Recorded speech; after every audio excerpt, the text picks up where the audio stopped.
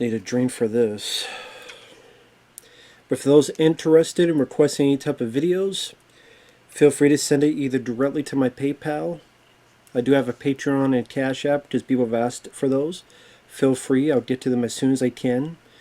And it could be for pretty much any type of review, re-review, topic, reaction, commentary, video game playthrough, whatever the case may be. Random tier list, ranking, movie news, topic, I'll get to as soon as I can. And Durst Momsen for Life requested this. White Noise, the 2005 film. And let me count the ways on how much I hate this movie. Which I know he hates this movie too.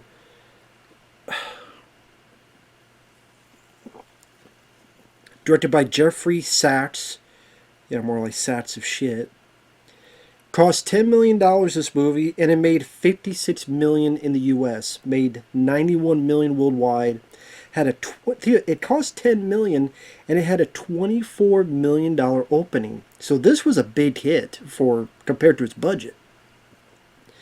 And I know it says this on Wikipedia, and I know other people have said this as well.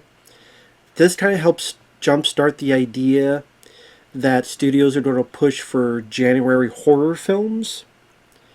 Now, there were films that came out in January that did happen to be horror. Tremors in 1990, that was in January, and there's been a few others, but I guess this pushed that even more so.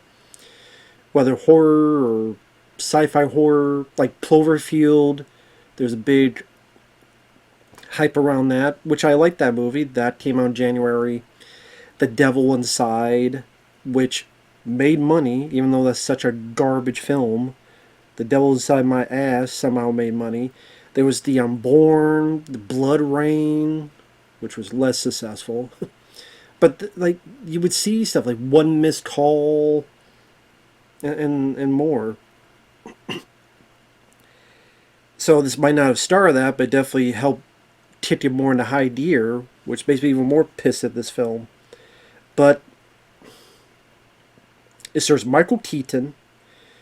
I mean, you know who he is. You got Deborah Unger, who was in Highlander 3, Silent Hill the movie, the Michael Douglas film The Game. You had Ian McNeice, who I remember as Fulton. He was the guy who hired Ace Ventura in When Nature Calls, and was Ace's ally in that film when they were in Africa. I remember that. I mean, I knew this guy looked familiar. And before I get into the story, I can see why it was a hit in the fact of I was one of those suckers that saw this in the theater when it came out.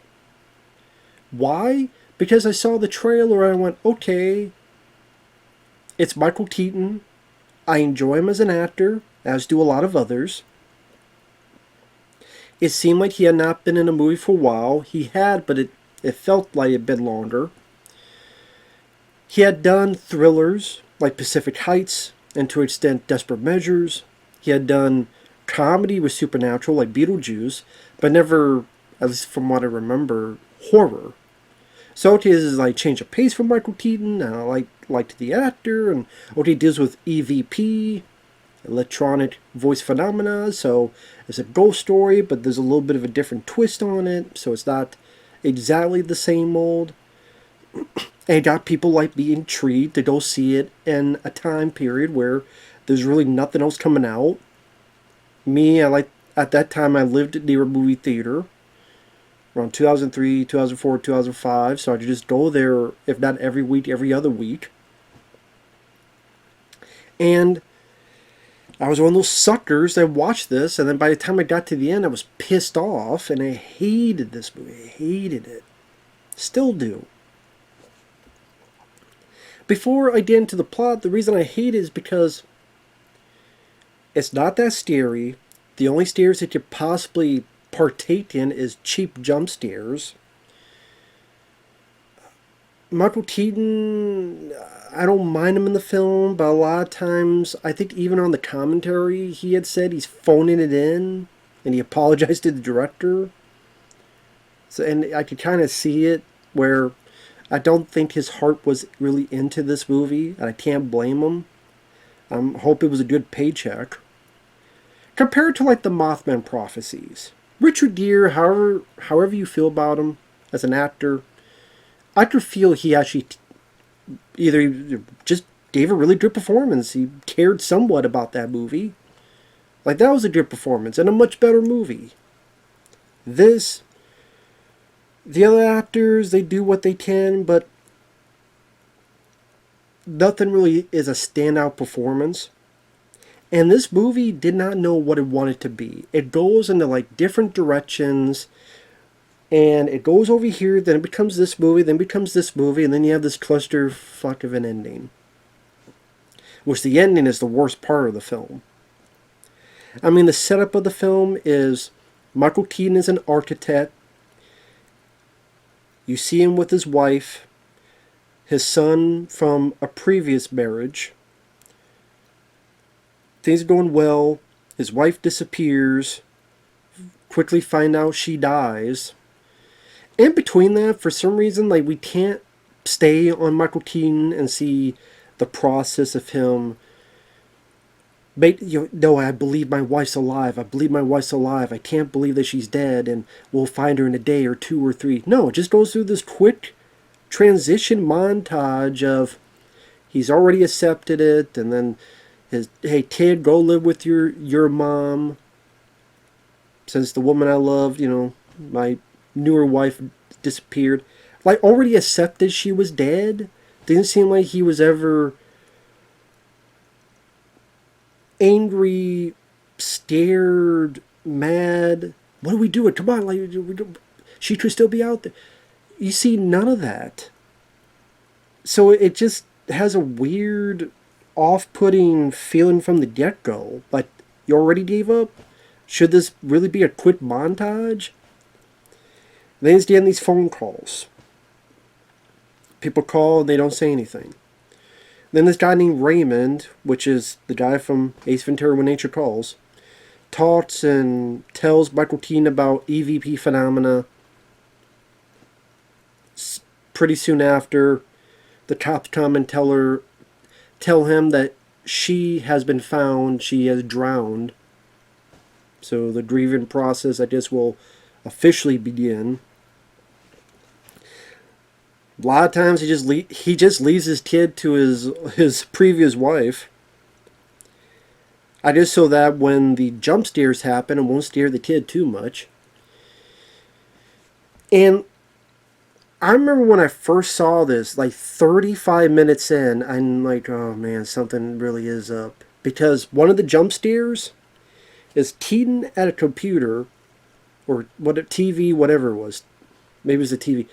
And behind him, like here, where it'd be here, and Michael Keaton's looking, 3 bald-ass ghosts looking like they're waiting for, I don't know, to be doused in blue and be part of the Blue Man group. Try to be a scary. And I'm like, really? These 3 Curly Joe looking motherfuckers? Really? These are our villains? And you see these 3 entities, and they're 3 demons. Now, is there a backstory on them? No. Do we get some actual reason as to why they're doing this? No. They're just being trolls, just being dicks. And just the only thing this can do is cheap jump scares. Even after that, like, Keaton's like, did something happen? And then he hears someone going, ah! What? And then cursing a lot. More than I do. And then from 0 to 100, he's just adamant about EVP, looked into EVP, recording tape after tape after tape, white noise after white noise, on the TV screen. Listen everywhere, anywhere. Even when he finds the guy Raymond dead, he doesn't think, I'm thinking the supernatural exists, and this guy died in such mysterious circumstances. Maybe there's something up with this, but no.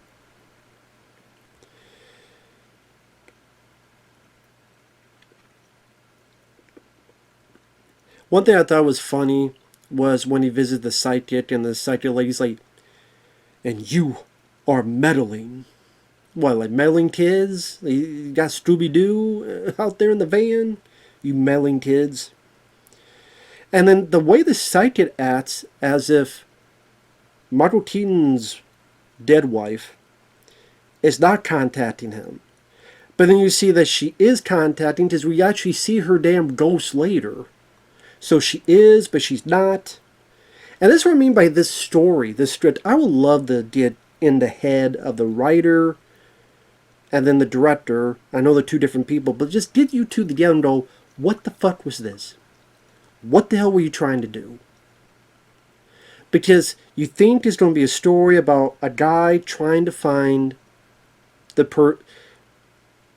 what happened to his wife. The mystery of how his wife died, the circumstances behind it. There's something else going on here. It's kind of about that, but then it's not. Then it's Keaton almost becoming a crime fighter and not Batman, where now he'll see images and the people are not dead yet. And some, I'm guessing his dead wife, or just seeing, the right time, right moment, seeing his images, is able to, I guess also with the help of the psychic, go to the street, Willow Avenue, find this car that's been screwed up, and save this baby. Can't save the mom, but he saves the baby. And now he's like, oh, I could save more people, and there's a woman who disappeared. I'm like, wait, I thought this was about you and trying to find out who killed your wife.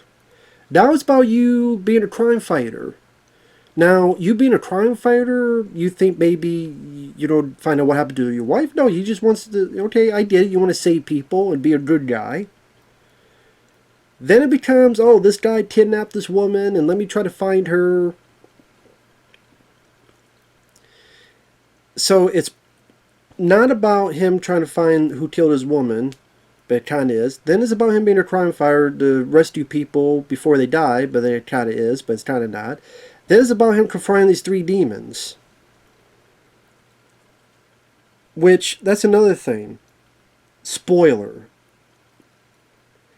You find out at the end, because I'm going to just jump ahead. There's this facility, and there's a guy who Keaton knew. He kidnaps women and stuff for the demons. I do what they tell me to do. Now, the funny thing is, I'm trying to look at this going, why do these three need you to kidnap this woman? Because we see these demons can do all sorts of other stuff. They made Deborah Unger jump off a building, but she does survive. So they wanted to kill her, but then she didn't die. So then why didn't they try to kill her again right away, or stay there and finish the job or whatever? But hey. It looked like they wrecked the car where the woman had her baby, because the car's like right on the side of the light pole, and you see the three spirit shadows run away as Michael Keaton is coming this way. So okay, it's the three demons. That means they must have had something to do with that car crash.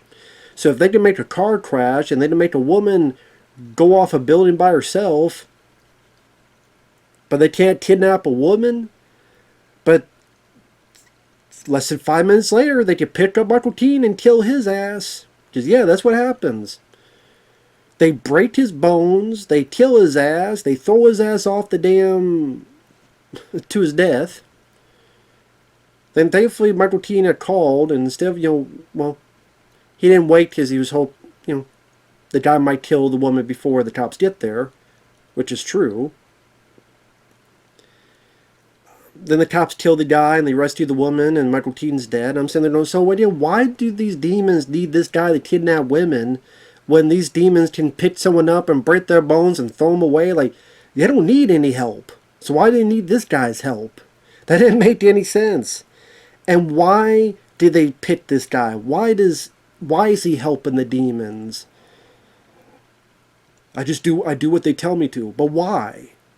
Like, you never find out, like, was he part... He has computers, but you say, okay, that's the way he's coming. Was he doing the same thing where he had a lost one, but he became corrupted by the demons, or the demons needed this specific person, or... If they made the plot where the demons can't do anything physically, but they're there to watch, and this guy either wants to be one of them or he wants that power, or I don't know what power, but I don't know, he's able to influence you. If you have an evil part of you, a dark part of your heart, that maybe they're able to influence you. But maybe they try to influence Keaton, but they can't because he's a good guy. Maybe something like, I don't know. But just like, so they can do stuff, but then they can't do stuff, so they need a guy to kidnap women for them.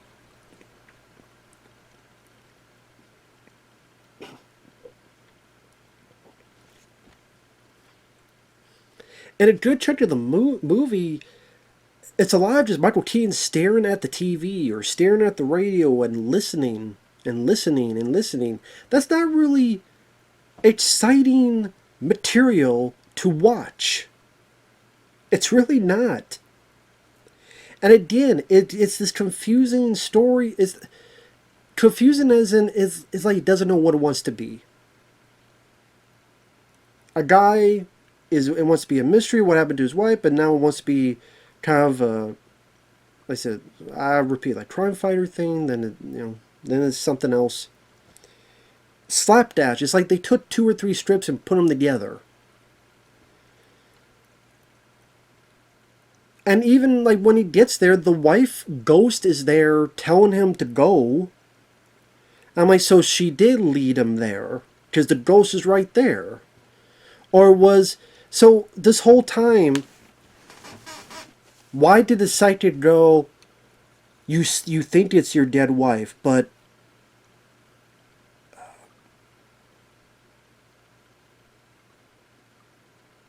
you're being misled.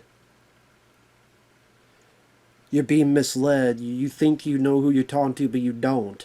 So the second makes it seem like the whole time it's been these 3 demons just lying to him. But for what purpose?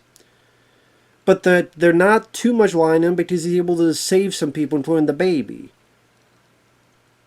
And why would you want to lead him to the facility in the first place so he can maybe rescue this woman? Or at least what happens, calls and gets help there, which ruins your whole deal. Which, hell, with these 3 demons, what they could do, they could just kill the cops and kill the woman and be fine and dandy with that too. What's stopping them from that? Or if the wife was helping him, you think she could have helped a bit better, instead of just going, John, go. John, please, John. Yeah, tell him, if you don't go, you're going to die. But then also, what do you think he would do? You led him to this place because his woman's in trouble, and now you tell him to leave. So you led him here? So either the bad guys led him there, so that maybe to kill him there, but why didn't you do that another night? Like, you could have led him on a wild goose chase where nope, there's nobody here. Tough titty, now it's time to kill your ass. No, you led him to the one spot at the one time, at the one moment where this guy, who the demons want to kill this woman himself, to maybe possibly spoil his plan, which is your 3 demons plan. That's what I'm like, what does the script really want? What does the script skippity fucking do? What do you want? What do you want to do? What are you trying to do? Who is trying to accomplish what? The wife wants Michael Keaton to rescue this girl, but then what? You think, well, I'm here, but I guess I'm not going to rescue her. If you want him to just actually write down what the hell you want to say. Hey, John, I got you here because I want you to call, but don't go in or you'll die. Spit it out, lady. Spit it out.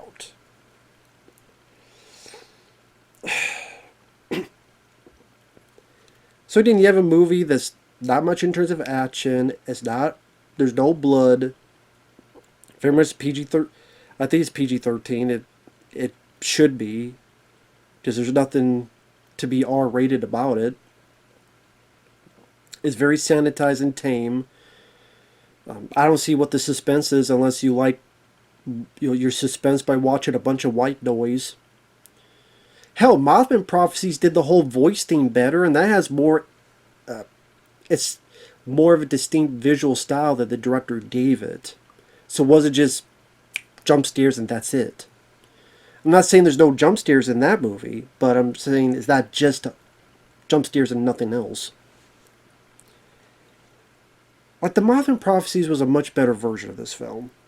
And the sequel, they did a sequel to this film that went straight to video, White Noise to the Light, with Nathan Fillion, who would go on to be in the TV show Firefly, the movie Serenity, other Slither, that movie. A much better movie.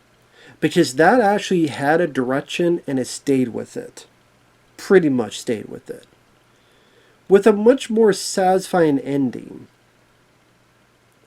That, yes, it's more low budget, so it's not as slick looking, especially in terms of special effects.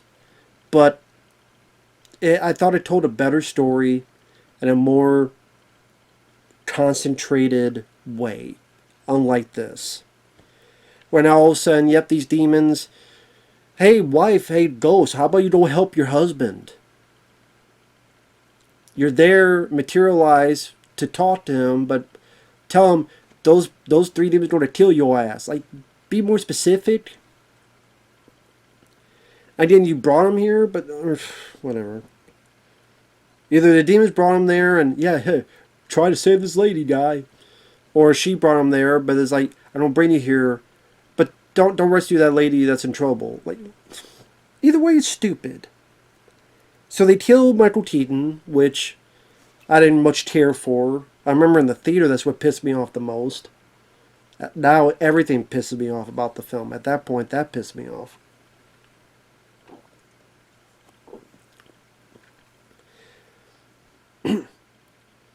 So the kid is with his actual mom and the mom's boyfriend, whatever. They hear Michael Keaton's voice in the EVP saying, I'm sorry. Yeah, I'm sorry for being a dumbass. Getting myself killed. David Unger, she's like left alone in the cemetery in a damn wheelchair. I'm like, there's nobody around to help her in a wheelchair. She says by herself in the middle. And then there's like jump scare where she's here. Then she turns. The camera like goes here, but there's nothing there. And it's during the daytime. So it's just,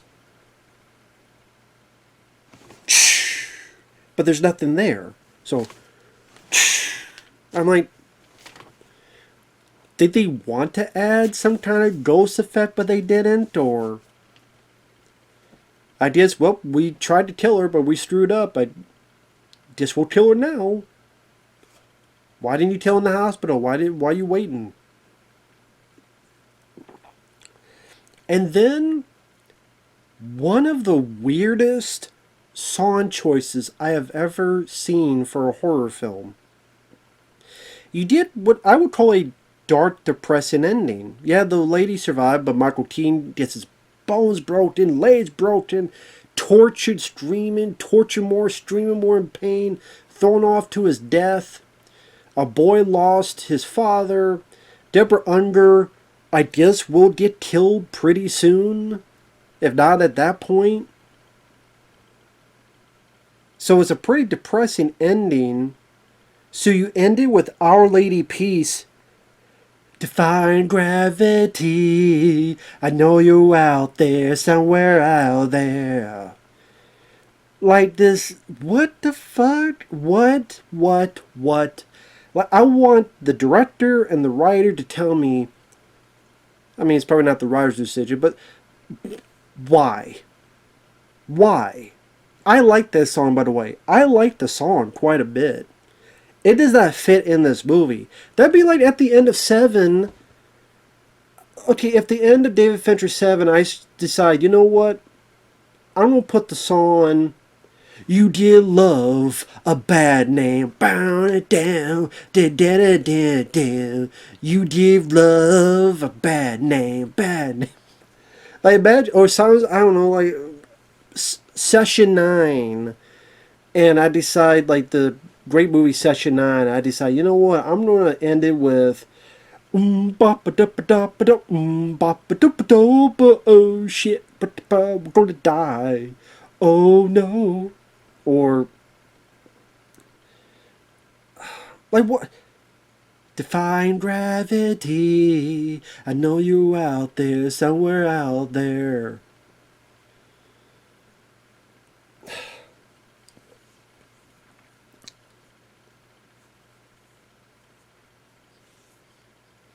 What's next? Like Cannibal Holocaust, but it ended with, why do I feel like somebody's watching me?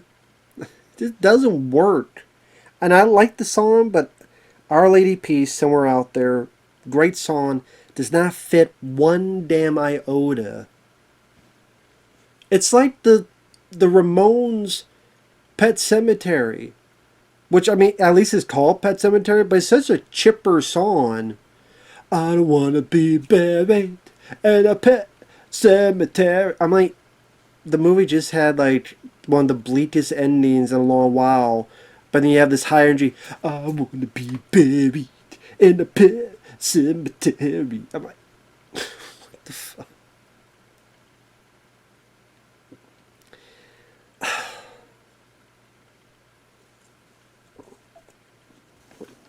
This doesn't make sense. This doesn't make sense to me. So a Michael Keaton that's kind of phoning his performance in. Is this the worst Michael Keaton film? I don't know. The Flash was really bad. It was really bad. I don't like what they did with Batman in that film. So because it involves Batman in such a lame way, I probably hate that more. But it's easily one of the worst Michael Keaton films. This director, I don't know what else he did. I don't give a rat's ass. Geoffrey Sax of shit. I don't care. The EVP phenomena, again, it's like, well, they touch the surface of it, but then it's like, again, well, we could do this, we could do that. I'm like, what the hell can you do, huh? I don't know. Just, you know, another film that kind of did that thing better, where a wife died, and then as a husband trying to move on, there's some supernatural stuff going on, and there's a mystery about what happened to his wife. Dragonfly, with Kevin Costner. Dragonfly. I know a lot of people don't like that film, but that film, I thought it took a direction, it went with it, and I thought it was a better story. I thought Kevin Costner did a much better job than Michael Keaton did in this. Much more satisfying ending. I did feel it was going like different directions every 30 minutes. And I actually think that film's a bit underrated. I like Dragonfly. That's more of a drama. I would say that's more of a supernatural drama. I think the thing is, when it was advertised, people thought Dragonfly would be a thriller. It's not. But they advertised it like that to try to get some people in the theaters. It didn't work. It didn't do that well. But again, it's more of a supernatural drama. But I still really like Dragonfly. I think that'd be in my top 5 favorite Kevin Costner films. And I think that was much better than this. At least to me. So yeah, we almost said Weird Science. White Noise. I don't know why. 2 very different movies. Yeah, just watch the sequel. The sequel stands on its own 2 feet. It's its own story. And I thought, not only did Nathan Fillion did better, but the story just a bit more... makes a bit more sense of what it's trying to do. It does go into the crime fighter thing, but... like I said, I think it's more focused on what direction is going in. And again, here, crappy story, lack of scares, and a terrible ending with, again, a song that just comes out of nowhere. What the hell that has to do with the rest of the movie, I don't know. I guess somewhere out there, as in the afterlife, but it's just how chipper, I don't know, just this doesn't work, man. But with that said, thanks for watching. Take care. And we'll see you guys later. Bye-bye for now.